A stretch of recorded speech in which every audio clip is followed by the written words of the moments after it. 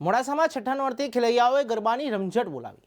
મોડાસા શહેરમાં પહેલા નોરતાથી જ ખેલૈયાઓમાં ગરબે ઘૂમવા ભારે ઉત્સાહ દેખાઈ રહ્યો હતો। ત્યારે ઠેર ઠેર નાની ગરબીઓથી લઈને મોટા પંડાલોમાં ગરબાનું આયોજન કરવામાં આવ્યું છે। ખેલૈયાઓમાં મોડી રાત સુધી ગરબા રમવાનો અનેરો ઉત્સાહ જોવા મળ્યો છે। ત્યારે પંડાલોની આસપાસ ખાણીપીણીના બજારો પણ લગાવવામાં આવ્યા છે। દરેક પંડાલોમાં ગરબા પત્યા પછી માં અંબાની પૂજા અર્ચના કરી ભક્તો દ્વારા આરતીનું આયોજન કરવામાં આવ્યું છે।